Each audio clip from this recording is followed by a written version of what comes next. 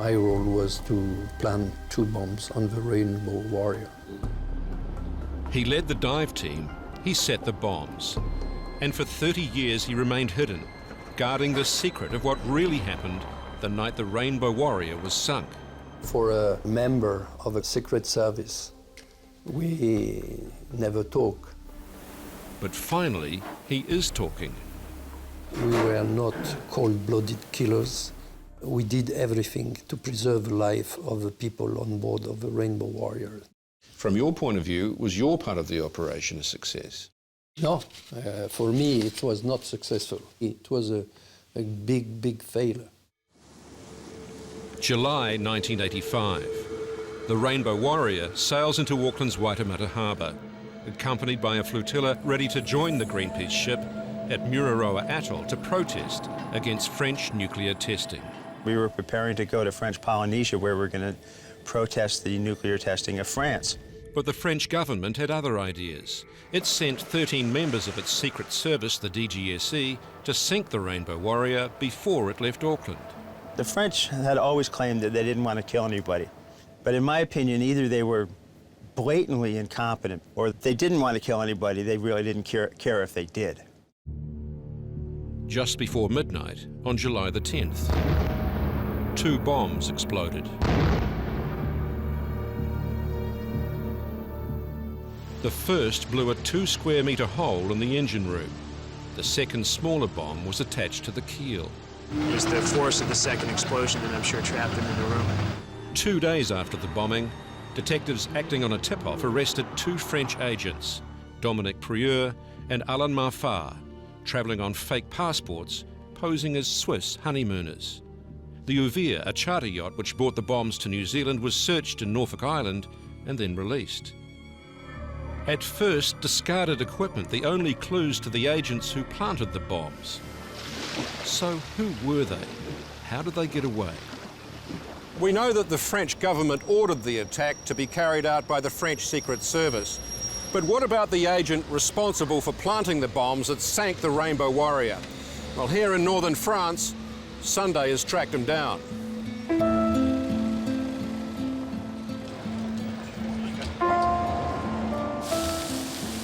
This is Metz, 3,000-year-old city in Lorraine province. Jean-Luc.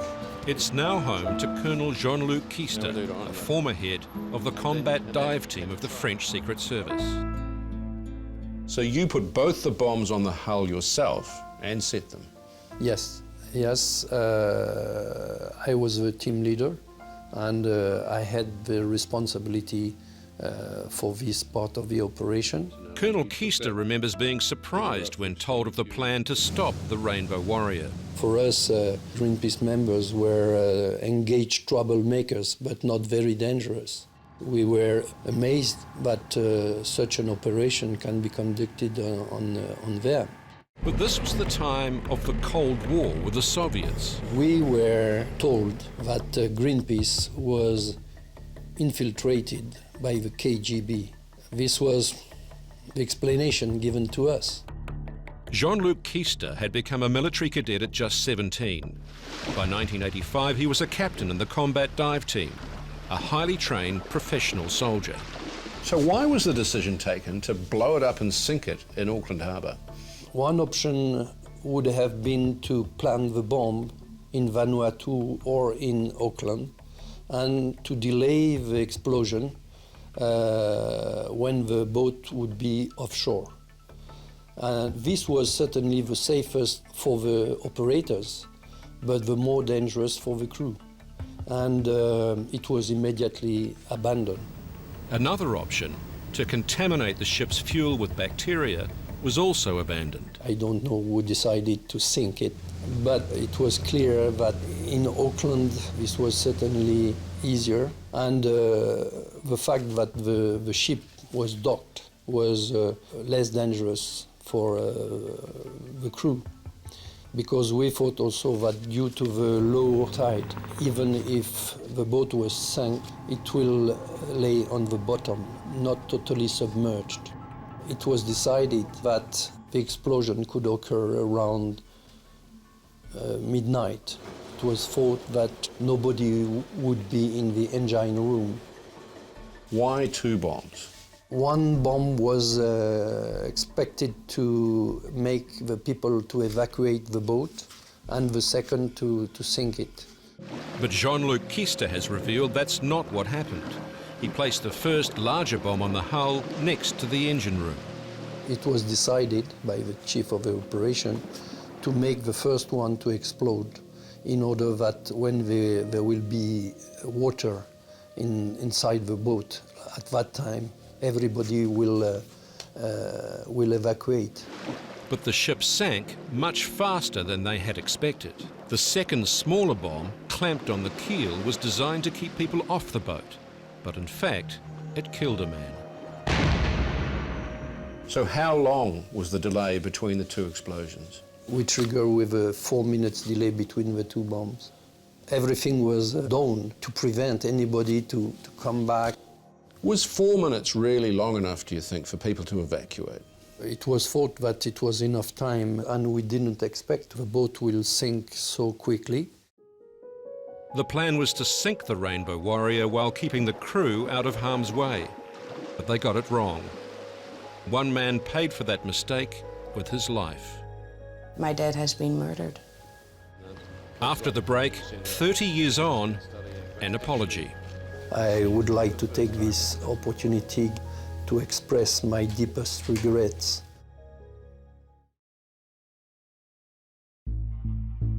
We now know the French agents blew a hole in the Rainbow Warrior far larger than they had expected. Before the bombing, combat divers were watching their target. And we have seen that there was a sailing ship along the Rainbow. They had been ordered to place the first larger bomb portside, but realised this would have endangered anyone on board the yachts alongside. I decided to put it on the starboard of the boat, always thinking not to hurt anybody. There were 3 agents on the Zodiac carrying 2 bombs to sink the ship. Jean-Luc Kista and Jean Camas were the combat divers, Gerard Royal the boatman. The 2 combat divers slipped into the water and were towed under the inflatable and released 500 metres from their target. And we are linked together by a rope because we are operating in the darkness. Whereabouts on the boat did you set the bombs? On the hull. It was on the hull. On board, a birthday party is underway. We were quite fortunate because the first bomb blew a 2 by 2 meter hole right in the side of the hull. I mean, the boat sank in 45 seconds. When you were planting the bombs, were you aware that there were people on board? No, we didn't know anything on what was happening. And if there was some people on board, everything was done in order that they can evacuate. Wasn't there a real danger that the first blast could have killed people? No, we thought that nobody would be in the engine room at midnight. This is a photograph of the damage done by the bomb. It's a big hole. A much bigger hole than you would have thought. We didn't expect to have such a large hole in the hull. There was shrapnel that ripped through the upper decks. Did you calculate that that could have killed people? No, it was not expected to have any other damage. We had never the opportunity to test the real effect on a real boat. Fortunately, no one was in the engine room or on the upper decks. If the first bomb had gone off half an hour sooner, we would have lost 20 of us. In 1985, Peter Wilcox was the skipper of Rainbow Warrior. He was in bed asleep when the first bomb exploded. We barely had enough time to get everybody off. And not everybody did get off. That's Fernando in the marshals, I suspect. Fernando had been in the mess and had gone to his cabin to get his cameras. And that's when the second bomb went off. And the second bomb trapped him in his cabin and drowned him. The second, smaller bomb, supposedly designed to keep the crew off the boat, caused the drowning of photographer Fernando Pereira. The captain of the Rainbow Warrior, Peter Wilcox, says that this was murder, that you knew there were people on board. Yes, I understand his point of view. But for us, on our side, we think that it was unfortunately an accidental death of an innocent Fernando Pereira. My dad has been murdered. I don't see it as manslaughter. I don't see that as accidental killing.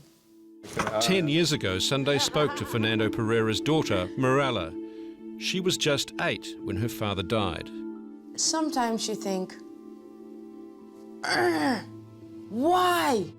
I would like to take this opportunity given to me by the TV of New Zealand to express my deepest regrets and apologizes to Miss Mariel Pereira and her family for the accidental death of Fernando Pereira. Are you hoping that when Morel sees this, that she will find it in her heart to forgive you? Yes, I would like that she express any forgiveness for me, for us, for all the team, because we didn't intend to kill anybody during this operation. And the apologies didn't stop there. I want to apologize also to Greenpeace members who were on board of the Rainbow Warrior, and I want to apologize to the people of New Zealand for the unfair clandestine operation conducted in an allied, friendly and peaceful country. Why has it taken 30 years for you to make that apology? 30 years ago, I was a soldier, and after that I was engaged in many operations, also with the United Nations Security, and I had to obey to the orders at that time. But now I am retired from the active service, and I want to obey to my consciousness. But an apology 30 years on doesn't wash with Peter Wilcox. Soldiers have to have some level of personal responsibility, and obviously they had none. So it's not good enough to say I was acting on orders? No. Oh, it's not. I think that's modern morality. And I think that the men that planted the amount of explosives that they did proved without a doubt that they didn't care how many people they killed. Peter Wilcox says it's not good enough for soldiers to simply say they were taking orders. They need to think through the morality of their actions. Normally, a soldier should not obey an illegal order, but this was order given at the highest level of the government. So, yes, we had to obey the orders. Wasn't this a terrorist act? For us, it was a sabotage operation, and no more. Nobody's ever paid the price for Fernando's murder. Nobody. I mean, France hasn't even apologized for it. They don't care. I think that's despicable. After setting the bombs, Jean-Luc Keister made his getaway in the Zodiac to a rendezvous with a camper van near the Auckland Harbour Bridge. We heard on the radio that somebody was killed, and everybody was very, very shocked. When did you realise that morally this was the wrong thing to do? Immediately when I knew that Fernando Pereira died. Is this something that's plagued you for the past 30 years, been on your conscience? Yes. Many times I'm thinking about these things, because for me, I have an innocent death on my consciousness. A week after the bombing, Jean-Luc Keister and his dive buddy Jean Camas were photographed at a youth hostel in Methven. We stay in the country 10 or 12 days skiing in the South Island. Then they left New Zealand using false passports. How did you feel when you found out that it was the French that were responsible? Oh, so shocked. So completely shocked. I mean, how could we, a bunch of hippies on an old steel trawler, scare a superpower so much they would set out to murder us? What possibly could we have done? We were speaking truth to power. That was about it. Is that really what scared them so badly? Were there repercussions within the DGSE about this? Was there any debate about what happened? There was no real debriefing at the DGSE headquarters, because they were so much occupied with the problems in France, and it was a real political fiasco. After the break, That could have been a Watergate, a French Watergate. They could have proved that the president was aware. And Colonel Keister shows me why France's decision to mount an attack in New Zealand was so very wrong.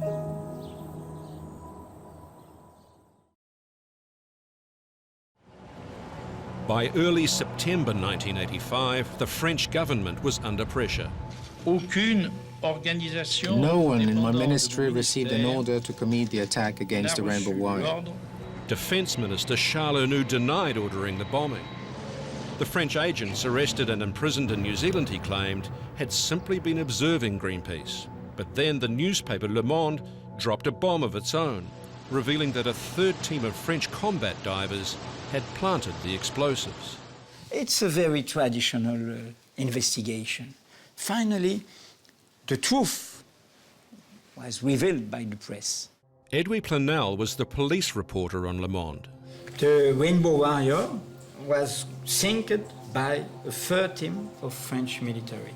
It was the missing link. He and his colleagues discovered the combat divers through a process of elimination. And finally, we succeed to identify an officer, a sub-officer, two guys, frogmen, to put the bomb. It was Keister and Camas. When you ran that story, what was the government reaction? We published our information on the Tuesday, and Charles Arnoux and Amiral Lacoste dismissed on the Friday, 3 days. The truth is that France organized this bombing and must apologize to New Zealand. The decision to sink the Rainbow Warrior came directly from the top in French politics. 30 years ago this month, the Defence Minister, Charles Arnoux, resigned over his role in the affair. But what about the President, Mitterrand? He lasted in office for a further 10 years, even though funding for the operation came directly from his office. The documents about the finance exist. Edwy Plenel says after Charles Arnoux resigned, the French government continued a campaign of misinformation to protect the president. They say until many months that there was no third team. Did Laurent Fabius know what was going on? No. And yet he was the Prime Minister? The Prime Minister was not involved. Only the Army, the Minister of Defense, the President of the Republic. Mitterrand gave the order, in fact. In France, the president is the chief of the armies. So sometimes there are a direct link between the Minister of Defense and the chief of the army. So Laurent Fabius was not aware. He was cut out of the loop. Yes. Yeah. Go back. However, Jean-Luc Keister believes someone in the Prime Minister's office leaked his name to the media. I thought that the leak is coming from the high level, politician level. On this point, I don't agree with Colonel Keister. The reason we knew the name was not the Prime Minister gave us the name. Jean-Luc Keister says being named as the diver who planted the bombs on the Rainbow Warrior cost him dearly. My family was very shocked. My wife was shocked by the fact that somebody died in this operation, because before the operation she didn't know where I was. And a few years later, I get divorced, like many of us. Colonel Keister told me he's been involved in many clandestine operations. He's been wounded several times and is a recipient of the Légion d'honneur, France's highest order. However, bombing the Rainbow Warrior was not his finest hour. For us, it was just like to use boxing gloves in order to crush a mosquito, you know? And it was a disproportionate operation, but we had to obey the order, and we were soldiers. To emphasize how disappointed he feels about the Auckland bombing, Jean-Luc Keister wanted to take us to this World War II memorial, one of many scattered across northern France. Why is it important to you to bring us here? 7,780 Kiwi soldiers died in France during the 2 world wars. Here, among the Aussies, Canadians and Brits, lie Kiwi airmen killed while fighting to liberate France. For Jean-Luc Keister, this more than anything is a symbol of why Operation Satanic was ill-conceived. And it was wrong, a very wrong decision to conduct such an operation in an allied country and a friendly country. They are the memories of these strong links between France and New Zealand. And we will always remember the sacrifice they have done for our country.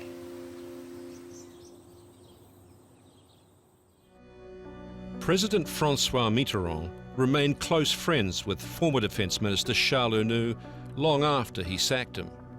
Both men have since died. Meanwhile, Peter Wilcox is still busy saving the planet in Rainbow Warrior 3, trying to prevent climate change and overfishing. For him, Jean-Luc Quiste's apology changes little. They're the ones that have to live with themselves. They've made their bed. Let them sleep at night.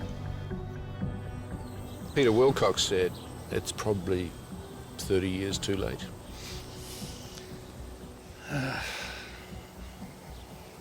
It's never too late for apologize.